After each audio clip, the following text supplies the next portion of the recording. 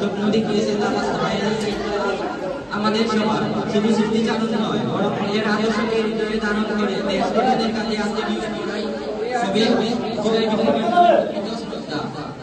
জুলাই বিপ্লবের প্রত্যাশা পূরণে আমাদের সহজ দায়িত্বশীল ও দেশপ্রেমিক নাগরিক হিসেবে গড়ে উঠতে হবে।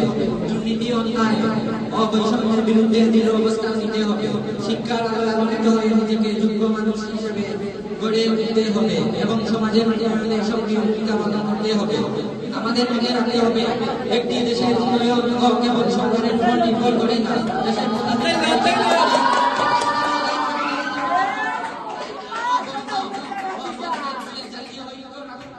রাখতে হবে এবং মানবিক মূল্যবোধের সর্বোচ্চ গুরুত্ব দিতে হবে। তাই আমাদের উচিত দেশের কল্যাণে কাজ করা, সমাজ সেবায় অংশ নেওয়া এবং সত্য ও ন্যায়ের প্রতি অবিচল থাকা। জুলাই বিপ্লবের আকাঙ্ক্ষিত বাংলাদেশ গড়ে উঠবে